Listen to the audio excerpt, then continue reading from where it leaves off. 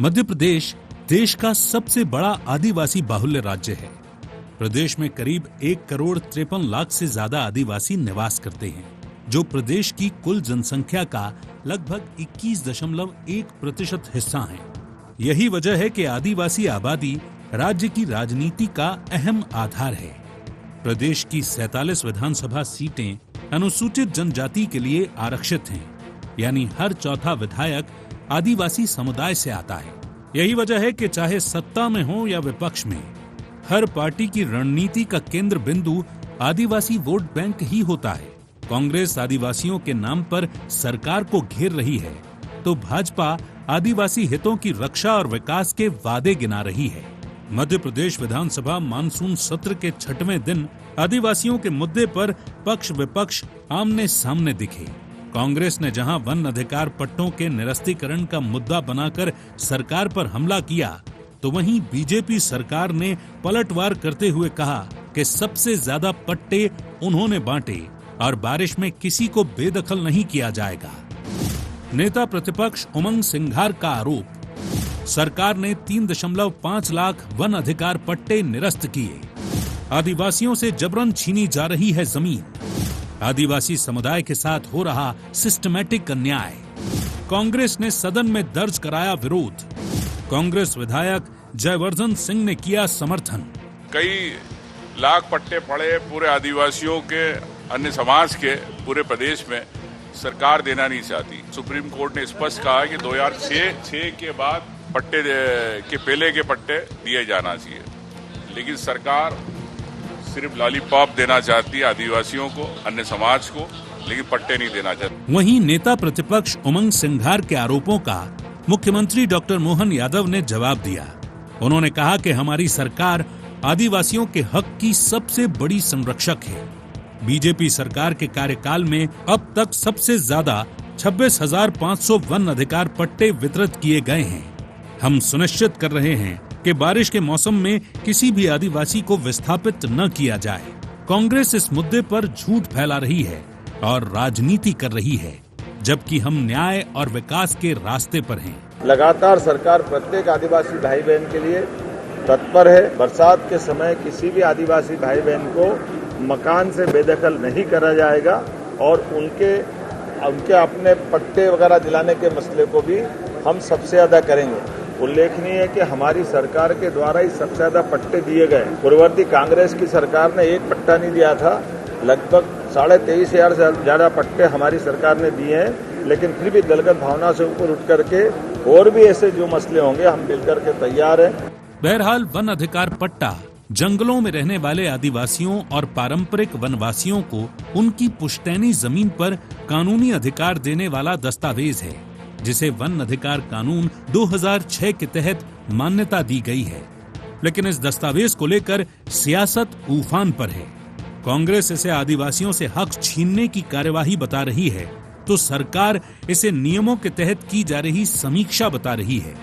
ऐसे में वन अधिकार पट्टों पर छिड़ी ये बहस अब सिर्फ जमीन तक सीमित न होकर आदिवासियों के भरोसे और सत्ता की नीयत से जुड़ गई है। Bureau report, IND 24।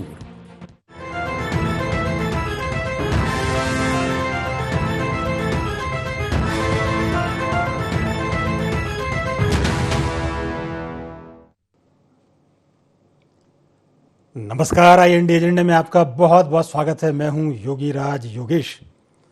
आज चर्चा करेंगे जनजाति पर जंग।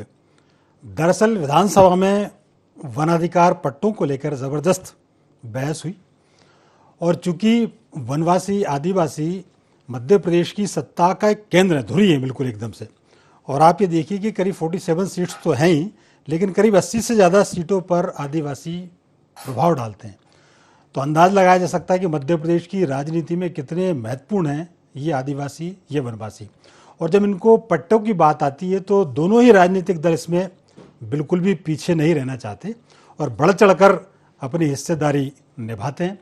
विपक्ष आरोप लगा रहा है कि सरकार ने बारिश के मौसम में, सावन के महीने में बेदखल कर दिया वनवासियों को अपनी ज़मीन से। वहीं सरकार कह रही है कि एक भी किसी आदिवासी को उनकी ज़मीन से बेदखल नहीं किया गया है। और जहाँ तक वनाधिकार पट्टों की बात है तो वो भी सरकार सभी को दे रही है और एक भी ऐसा कोई उदाहरण नहीं है कि हमने किसी के पट्टे निरस्त किए हों। तो बहरहाल अपने अपने तर्क हैं, अपने अपने दावे हैं और चूंकि मुद्दा बड़ा महत्वपूर्ण है, आज इसी पर हम चर्चा करेंगे। और चर्चा शुरू करने से पहले आइए डाल लेते हैं आज के एजेंडा पॉइंट्स पर एक नज़र। विधानसभा में वन अधिकार पट्टे का मुद्दा उठाने के क्या हैं मायने? मध्य प्रदेश में आदिवासी क्यों बने सियासत का केंद्र? क्या कांग्रेस ने शुरू कर दी मिशन 2028 की तैयारी? बीजेपी क्यों लगा रही कांग्रेस पर झूठ फैलाने का आरोप? तो ये थे एजेंडा पॉइंट्स और डिबेट ओपन करूं उसके पहले तमाम मेहमानों से आपका तारुफ करा दूं। चूंकि मुद्दा महत्वपूर्ण है इसलिए आज हमारे स्टूडियो में पैनल भी बड़ा वजनदार, वरिष्ठ और अनुभवी विधायकों का पैनल आज हमारे स्टूडियो में मौजूद है। मैं सबसे पहले आपसे परिचय करा दूं, वरिष्ठता क्रम के अनुसार ही हमारे साथ भाजपा से विधायक मोहन सिंह राठौर जी स्टूडियो में मौजूद हैं। सर, आपका बहुत बहुत स्वागत है। कांग्रेस के बड़े सक्रिय विधायक रामकिशोर दोगने जी हमारे साथ स्टूडियो में मौजूद हैं। दोगने सर, आपका भी बहुत बहुत स्वागत है। और वरिष्ठ पत्रकार प्रदीप तिवारी जी हमारे बीच में हैं। प्रदीप जी, आपका भी बहुत बहुत स्वागत। सर, शुरुआत आज रामकिशोर जी आपसे, क्योंकि आपने बड़ा गदर मचा रखा है विधानसभा में। विपक्ष से शुरुआत करेंगे। विपक्ष, असल में विपक्ष, इसलिए मैं एक बात और बता दूं आपको।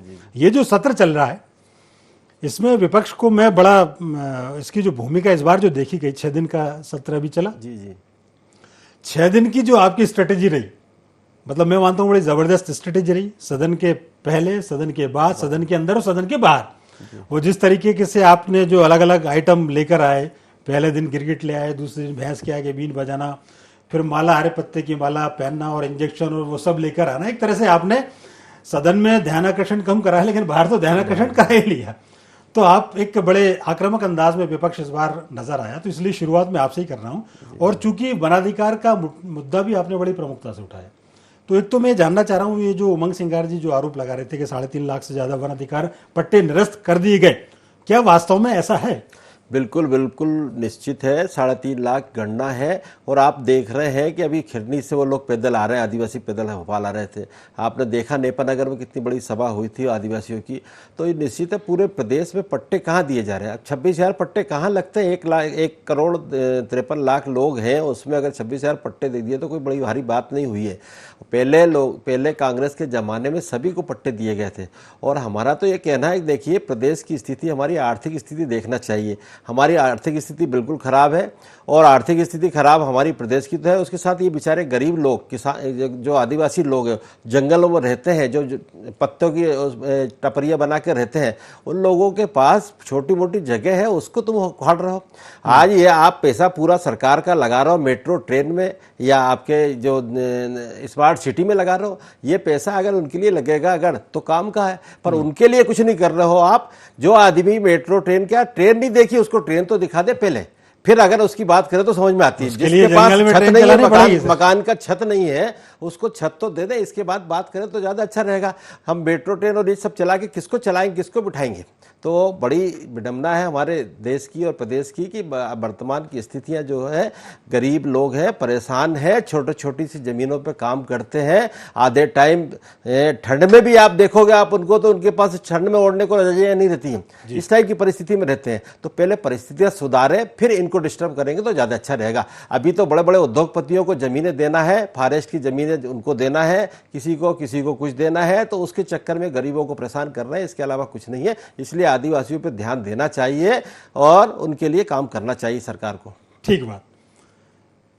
सर राठौड़ सर, अब ये तो बिल्कुल कह रहे हैं कि आप तो मतलब ट्रेन वैन चला रहे हो, बड़े लोगों का ध्यान रख रहे हो, एक आध ट्रेन जंगल में चला दी जाए। और दूसरी एक बात ये ज़रूर है सर, यदि वास्तव में ऐसा नहीं है तो ये एक तो इशू बहुत तेज़ी से उठ रहा है, आदिवासी लगातार प्रदर्शन कर रहे हैं, 3.5 लाख भले ही वनाधिकार पट्टे निरस्त नहीं किए गए हैं, लेकिन कुछ ना कुछ हुआ है तभी तो ये आवाज़ उठ रही।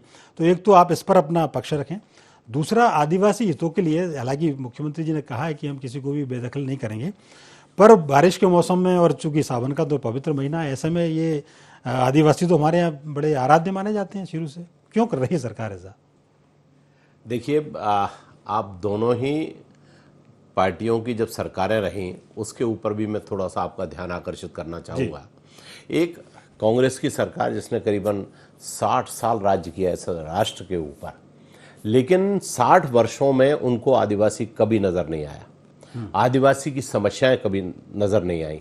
और अगर इन्होंने कोशिश भी की तो एक ज़माना था कि जब इंदिरा आवास के नाम पर मुश्किल से किसी एक पंचायत में 2 या 3 आवास आते थे, एक कोई प्रभावशाली व्यक्ति कब्जा कर लेता था और दूसरे आवास पे कोई ना कोई किस्त जो है वो कोई ना कोई रास्ते का दलाल ले लेता था और आदिवासियों के घर बन ही नहीं पाए।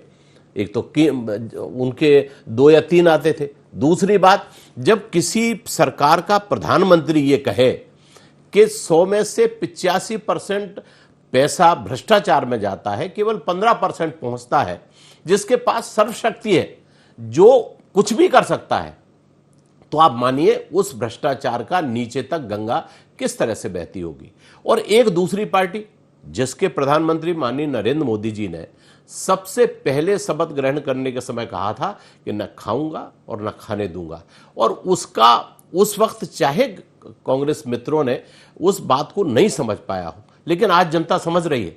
वहां से अभी परसों 3,75,000 किसानों के खातों में एक सिंगल क्लिक से और पैसा चला गया जी, और एक पैसा किसी ने दलाली का नहीं लिया।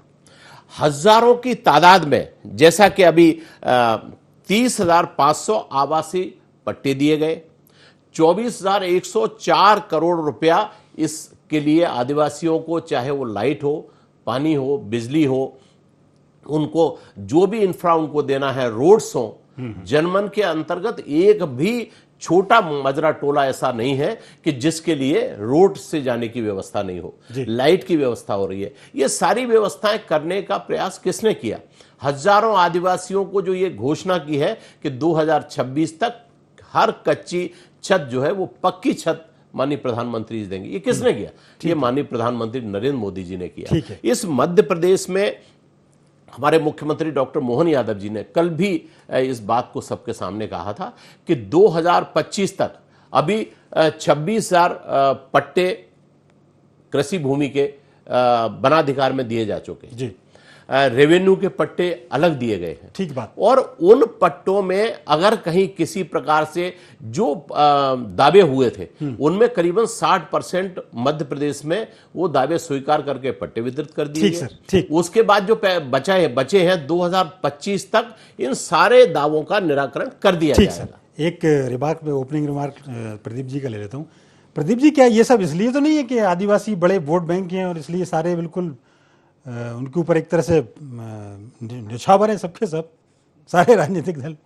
योगेश जी, निश्चित तौर पर आप देखें तो दोनों पार्टियां कहीं ना कहीं ये प्रयास करती हैं कि हमारा जो वोट बैंक है वो खिसके ना, और यही कारण रहा कि जब पिछली सरकारों में आप कांग्रेस रही तो कांग्रेस वो उतना उत्थान नहीं कर पाई, कह सकते हैं, आदिवासियों का, जिसके कारण उनका मोह भंग हुआ और बीजेपी के साथ आ गए। लेकिन बीजेपी में भी जो औद्योगिकीकरण हो रहा है उससे कहीं ना कहीं नुकसान आदिवासियों का हो रहा है। जंगल में देखें तो जंगल जमीन इसी के सहारे उनका जीवन भरण पोषण चलता है, और वो चाहे महुआ का उठाव हो, चाहे पत्तियों का उठाव हो सीजन में, और वो सरकारी जमीनों पे ही ज्यादातर, आप जंगलों में देखें तो ज्यादातर सरकारी जमीनें फॉरेस्ट की जमीनें हैं जिसपे पट्टा वितरण करने का अधिकार शासन को है और शासन दे रहा है इनको जमीनें। लेकिन उसके आधार पर अभी तक उनको उतनी जमीनें जितनी जो चाहिए, जहां औद्योगिकरण हो रहे हैं वहां उनका न तो उनको उस तरीके से विस्थापन हो पा रहा है, न उस तरीके से मुआवजा मिल पा रहा है। आप देखें तो अभी सिगरौली में एक बड़ा इंडस्ट्रियल हब है, अभी 3-4 दिन पहले हम देख रहे थे, एक वीडियो वायरल हुआ है, वहां अदानी और बहुत सारी कंपनियां आ रही हैं जो कोल माइंस का काम वहां पे है, और वहां 50 वर्ष से आदिवासी वहां रह रहे हैं। अब उनको चूंकि सरकारी जमीनें हैं, कुछ लोगों को पट्टा मिला, कुछ लोगों के पुराने पट्टे हैं उसके आधार पे, लेकिन उसके लिए अभी सरकार ने कोई निर्धारण नहीं किया है। अब सरकार आने वाले आज चूंकि बयान आया है सरकार का, तो उसके बाद क्या करेगी सरकार ये तो भविष्य तय होगा, लेकिन अभी तक कोई ऐसी आदेश जिले को नहीं मिला है जिससे उनका भू अर्जन की व्यवस्था हो, या उनके चूंकि बरसात का मौसम है, अभी अगर बेघर कर देंगे, उनको हटा देंगे तो वो जाएंगे कहाँ? तो उनकी पहले विस्थापन की व्यवस्था कराई जाए, उसके बाद मुझे लगता है कि और चीज़ों को जरूरी है करना। ठीक बात। सर दोगरे सर, ये बात सही है कि आदिवासी क्या केवल इसलिए महत्वपूर्ण हम लोगों के लिए कि उनकी 47 सीटें हैं, 70-80 सीटों पर वो प्रभाव डालते हैं, हम वास्तव में दिल से उनकी चिंता कर रहे हैं क्या, या ओवरडोज तो नहीं दे रहे कि जरूरत है नहीं और जबरन लगे जा रहे हैं, इनको पट्टे दिए जाएं, उनको ये दिए जाएं? देखिए ऐसी कोई बात नहीं है। आपने देखा है कांग्रेस के जमाने में ही पट्टे मिले, भाजपा में बिल्कुल पट्टे नहीं मिले हैं। आप देखेंगे उठा के तो सिर्फ प्रधानमंत्री आवास बड़े हैं, इंदिरा आवास के नाम से इंदिरा आवास आए थे, पर प्रधानमंत्री आवास थोड़े बहुत बड़े हैं। तो आर्थिक स्थिति देश की सुधरी है और 25 साल, आज 20 साल से ऊपर ही हो गई सरकार को मध्य प्रदेश में। 20 साल से सरकार आप चला रहे हो और 20 साल में आपने कुछ नहीं किया और सिर्फ प्रधानमंत्री आवास की बात करो तो इससे काम नहीं चलेगा। आपने पट्टे दिए क्या इन लोगों के? इनकी जमीनें 2-2 एकड़, 1-1 एकड़ उनको दिए क्या पट्टे? नहीं तो पहले तो कांग्रेस के जमाने में तो बड़े बड़े जो किसान थे, बड़े बड़े किसानों से, हाँ, किसानों से जमीनें लेके दी थी आदिवासियों को। एक इंटरप्ट में आपको कर रहा हूँ जी जी, चूंकि बिल्कुल सरकार आदिवासी हितैषी होती हैं, जन हितैषी होती है, ठीक है ना, वो चाहती है इनका कल्याण हो, इनको जगह मिले। ये भी देखने में आया आपकी सरकार में भी, बीजेपी की सरकार में भी, जिनको पट्टे दिए उन पट्टों पे किसी दूसरे ने कब्जे किए, या वो सबलेट कर दिए गए, या वो कई बार बेच दिए गए।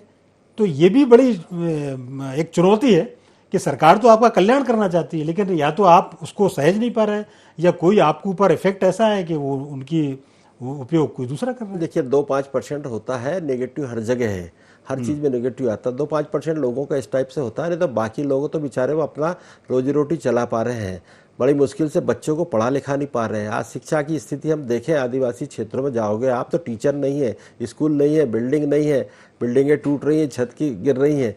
तो ये स्थितियाँ क्यों हो रही है? 20 साल से आप सरकार में बैठे हैं, आपको काम करना चाहिए था, तो वो काम कर नहीं रहे। आप 20 साल पहले की बताओगे कि वो सरकार ऐसा कर गई या वो सरकार ऐसा कर गई। आप बताइए, राजीव गांधी जी ने जो बोला था कि 15% वाला, वो ये बोला था कि ऑफिसों में चला जाता है, रस्ते रस्ते ऑफिसों में आते आते, मतलब ऑफिस के स्टाफ की तनख्वाह इतनी हो जाती है कि उसमें से कटते कटते आता है। तो वो चीज़ों के कारण होता था, खर्चा जो हो रहा था, खर्चे में जा रहा था, कोई भ्रष्टाचार में नहीं जा रहा था। पर उसके बाद उन्होंने ही डायरेक्ट चलाया। जो आज कंप्यूटर युग आया तो उन्हीं की देन है कि उन्होंने कंप्यूटर युग लेके आए थे, और उन्हीं की देन है कि आज जो डायरेक्ट उनके खाते में जा रहा था, वो तो उनकी भी प्लानिंग थी। तो देश जैसे आगे बढ़ता है तो निश्चित है उसके साथ विकास आगे बढ़ता है। पर अब भाजपा की सरकार 20 साल से 22 साल से आज आप देख रहे हैं, 22 साल से आप हो, आपने क्या किया ये बताया तो ज्यादा अच्छा रहेगा। कांग्रेस ने नहीं किया, कांग्रेस के प्रधानमंत्री ने नहीं, कांग्रेस के मुख्यमंत्री ने नहीं किया, ये बात करने लायक नहीं है। 5 साल कर सकते थे आपकी, 5 साल होता तो। अब 15 साल आपके पास ऊपर हो गए हैं, 15 साल 20 साल में तो बच्चा वोट देने लायक हो जाता है पैदा होने के बाद। तो जब इतना बड़ा हो गया है तो उसके लिए तो व्यवस्था करें तो ज़्यादा अच्छा रहेगा। और मेरा तो यही निवेदन है कि इन लोगों के साथ में अन्याय जो हो रहा है, जो खिरनी वाले क्यों आ रहे हैं, खिरनी में अभी आपने देखा है कितना बड़ा वहां से लोगों को हटाया गया, और वो किसी उद्योगपति को देने के लिए, फायदा पहुंचाने के, जैसे अभी भैया ने बताया सिंगरौली का, जैसे तिवारी जी ने बताया, सिंगरौली में भी यही हो रहा है। इस तरह का बैतूल साइड भी हो रहा है, तो सब जगह ही हो रहा है, नेपानगर में हो रहा। तो ये डेवलपमेंट के लिए सरकार जमीन लेगी तो दिक्कतें तो खैर आएंगी। जमीन देखिए, जमीन जहाँ काम की नहीं है। अब ये मेन प्रॉब्लम क्या है, देखिए आदिवासी हमारे भाई जो है पढ़े लिखे नहीं थे, पढ़े स्वतंत्रता के पहले के कब्जे उनके कब्जे भी छीने जा रहे हैं। पढ़े लिखे नहीं थे, उन्होंने फॉर्मेलिटी कर नहीं पाए, इसलिए उनको पट्टा नहीं मिल पाया। अब पट्टा नहीं मिला है तो आपको जांच आपको करना, आपके पास सरकार है, आपके पास कर्मचारी अधिकारी अरेस्ट है, आपके पास आप जांच करें, और जांच करके जो जायज है उनको जायजों को रहने दें। जो नाजायज अगर कब्जा हो रहा हो या साल 2 साल 4 साल का कब्जा हो तो उसको हटाए तो चलता है, पर जो 50 साल 100 साल से रह रहे हैं उनको हटा रहे हैं। बिल्कुल राठौर सर से जवाब ले लेते हैं। एक तो आप जवाब दे दीजिए आपने क्या किया, दूसरी ये बात है कि वास्तव में जब अपन पट्टे वितरित करते हैं, जो चिंता मैंने पहले भी जाहिर की थी, वास्तव में उस लाभार्थी को उसका लाभ मिल पा रहा है कि नहीं मिल पा रहा। तीसरी बात यह है कि ये बात ठीक है, डेवलपमेंट के लिए जमीन ली जाती है, अधिग्रहण किया जाता है, लेकिन परेशानियां भी सबसे ज्यादा आती हैं। देखिए ये जो अभी मैंने जो आपको आंकड़े दिए थे, ये भारतीय जनता पार्टी की सरकार में लिए गए निर्णय के तहत आदिवासियों को लाभ पहुंचाया। किस किस स्थान पे कितने आवास दिए, कितने पट्टे दिए, कितने हम आवासों के लिए पैसा दे रहे हैं, कितना पैसा हम लोगों ने आदिवासियों के जनजीवन को सामान्य स्थिति में लाने के लिए खर्च किया, वो तो मैंने आपको बताया था।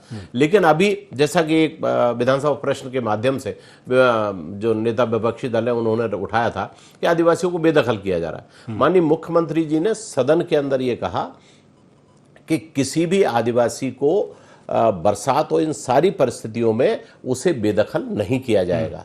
दूसरी बात यह है कि जैसे मेरी भितरवार विधानसभा क्षेत्र है, इसमें 5-6 गांव ऐसे हैं कि जिसमें आदिवासियों की जमीनों को जो पट्टे दिए गए थे वनाधिकार और रेवेन्यू के, उनको फॉरेस्ट के जो निचले कर्मचारी और अधिकारी हैं उन्होंने बेदखल करने का प्रयास किया। मैंने विधानसभा में प्रश्न उठाया, माननीय कैलाश विजयवर्गीय जी ने उसका जवाब देते हुए एक समिति बनाई जो रेवेन्यू फॉरेस्ट दोनों के साथ, विधायक भी उसमें थे, मैं था उसमें, और उसका सर्वे करेंगे। हमने उसका सर्वे किया, फॉरेस्ट ने माना और उन जमीनों को वापस से आज आदिवासी करने की स्थिति में।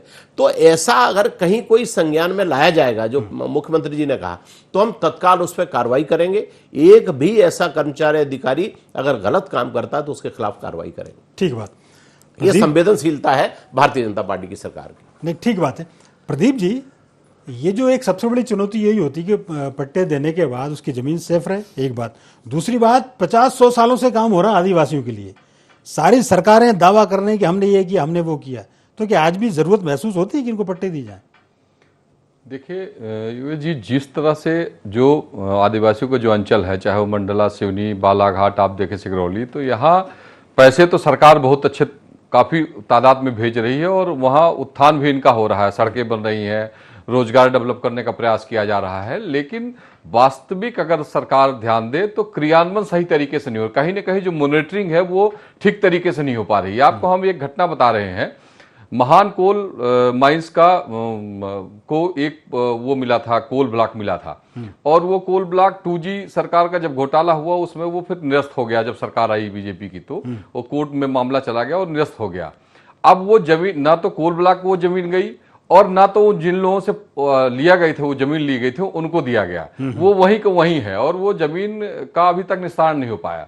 तो इस तरह से कई सारे ऐसे औद्योगिक क्षेत्र हैं जहां समस्याएं आई और फिर उनको जमीनें वापस नहीं की गई। तो सरकार को जो नीति है वो बेहतर है और वो आदिवासियों को व्यवस्थित करने के लिए सरकारी योजनाएं बहुत बना रही है, उसका लाभ भी मिल रहा है लोगों को।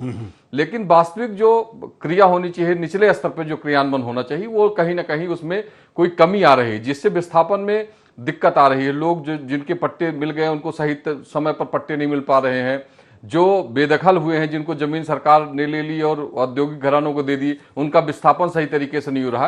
तो इसकी मॉनिटरिंग की सरकार की जरूरत है कि किस तरीके से हम इसको करें। अच्छा सर, दोगुनी सर जी, ये आपकी सरकारों में भी हुआ ये कि निश्चित तौर पर आप डेवलपमेंट करेंगे, इंडस्ट्री आपको लाना पड़ेगा, आप जमीन कहाँ से, यहीं से तो लेना पड़ेगी। और जब हम उससे जमीन एक्वायर करते हैं तो इसको लेके सबसे पहले विरोध शुरू होता है। कोई भी इंडस्ट्री आई और बात यही होती है कि साहब हमारे क्षेत्र में इंडस्ट्री नहीं है, हर विधायक की मांग, हर सांसद की मांग। अब इंडस्ट्री लगाने की जब बात आती है तो फिर जमीन एक्वायर की जाती है, और जमीन एक्वायर की जाती है तो इस तरीके की विवाद सामने आते हैं। देखिए, इंडस्ट्री लगती है शहरी क्षेत्र में आसपास लगती है, वन क्षेत्र में इंडस्ट्री नहीं लगती है। आपने देखा फॉरेस्ट क्षेत्र था, वहाँ इंडस्ट्री नहीं लगती है। वो तो फॉरेस्ट की ज़मीनों पे थोड़ा बहुत कब्जे रहते हैं जो जंगल में रहते हैं। तो फॉरेस्ट की ज़मीन में मैं तो ये कहूँगा कि अगर फॉरेस्ट को बचा के भी रखा है तो वो आदिवासी भाइयों ने बचा के रखा है। अगर वो वहाँ नहीं रहे तो आपके जंगल पूरे साफ हो जाएं, काट दिए जाएं, वो तो फॉरेस्ट को बचा के भी रखा है। और हमारा ये कहना है कि वो शिक्षा की कमी के कारण उनके साथ समस्या बहुत बड़ी है। शिक्षा के कारण उन्होंने आवेदन नहीं दे पाए, शिक्षा के कारण फॉर्मेलिटी पूरी नहीं कर पाए, इसलिए पट्टे नहीं मिल पाए। तो ये तो सरकार को चाहिए ना, सरकार 5 स्टार स्कूल बना दे, सब बच्चों को पढ़ने के लिए बनाया। तो स्कूल होने की देखिए ना व्यवस्था, रोड नहीं है, रास्ते नहीं है, स्कूल नहीं है। अब बताइए इनको मजा आता है क्या वहाँ जंगलों में रहने में? बेचारे गरीब लोगों को। राठौर सर आपसे ले रहा हूँ, मैंने पहले भी कहा था कि इतने साल से काम हो रहा है इन लोगों के लिए, इनके विकास के दावे कर रही सरकार, हमने जंगलों में ये कर दिया, हमने स्कूल खुला दिए, हमने सड़कें बना दी। अब भी क्या इनको ऐसी, आपको लगता है कि ऐसी आवश्यकता महसूस हो जाती है कि इनका कल्याण नहीं हो पाया, परम कल्याण किया जाए इनका? देखिए, आवश्यकता तो सदैव रहती है जी, क्योंकि जनरेशन भी बढ़ती है और हमारी आवश्यकताएं भी बढ़ती हैं। कभी आदिवासी समाज में इतनी जागरूकता नहीं थी कि बहुत सारी जो कमियां हैं उनको, जिनकी कमी महसूस होती थी, लेकिन आज वो जागरूकता आई है और उस जागरूकता के तहत जितनी भी उनको सामान्य व्यक्ति को जितनी आवश्यकता है उतनी आज उनको भी है। और उसी दिशा में भारतीय जनता पार्टी की नहीं, सरकार जो काम सर कर रही ने है। दोगुले सर ने एक सवाल उठाया कि उनके एजुकेशन की अच्छी व्यवस्था की। नहीं, एजुकेशन के लिए आप जितने भी आदिवासी क्षेत्र हैं वहां स्कूल की व्यवस्था, उनकी पढ़ाई की व्यवस्था, इन सारी व्यवस्थाओं के लिए पूरा एक खाका तैयार किया गया ठीक है। बात। और ये जो परेशानी अभी तक आप कहते हैं ना सरकारें कर रही जी। हैं, उसका कारण ये है कि 60 वर्षों तक केवल आदिवासी की चर्चा की गई, आदिवासी के वोट बैंक का कांग्रेस ने फायदा उठाया, आदिवासियों को कोई सुविधा नहीं दी। ठीक आज है, भारतीय एक लास्ट जनता पार्टी कमेंट वो सुविधा प्रदीप दे जी, रही। वास्तव में आदिवासी के लिए जो किए जा रहे प्रयास सार्थक होंगे कि ये सब वैसे ही राजनीति की भेंट चलते चले जाएंगे? देखिए, सरकारें तो प्रयास ये कर रही हैं कि आदिवासियों को उत्थान हो, और यही कारण है आप पहले जाएं जितने भी आदिवासी क्षेत्रों, चाहे बालाघाट हो या उधर पूरा बेल्ट हो, इधर आपका हो, तो सब जगह अब रोडों की व्यवस्था हो, सड़कें हो गई हैं, एजुकेशन की सुविधाएं हो गई हैं, स्कूल पीएम राइस और बहुत सारी ऐसी स्कूलें खोली जा रही हैं। उसके अलावा स्वास्थ्य की सुविधाएं भी दी जा रही हैं। लेकिन अब समय तो सरकार को लगेगा। मुझे लगता है कि जिस तरीके से योजनाएं बना के प्लानिंग के तहत करना चाहिए, तो इनको थोड़ा और समय लगेगा। प्रयास जरूरी है कि मॉनिटरिंग सही तरीके से हो, उसकी वजह से दिक्कतें आती हैं इनको। ये बात बिल्कुल सही है। देखिए, इसमें कोई दो राय नहीं, सभी सरकारों ने आदिवासियों के लिए भरपूर काम किया और अभी भी आवश्यकता महसूस हो रही है, क्योंकि बहुत सारी चीजें हैं जिसका कि जिक्र आप सभी ने किया। और एक बात यह जरूर है कि सदन में भले ही जमकर हो हंगामा मचाते हैं आप आदिवासियों के नाम पर, आपने यहाँ बड़ी शालीनता से अपना पक्ष रखा, कोई हंगामा नहीं हुआ, और इसलिए वो जो पॉइंट्स जो थे आदिवासियों के हितों को लेकर वो बहुत अच्छे से सामने आए। आप तीनों का बहुत बहुत धन्यवाद, शुक्रिया। तो IND एजेंडा में फिलहाल इतना ही। आप हमारे साथ बने रहिए, जुड़े रहिए और देखते रहिए IND 24। नमस्कार।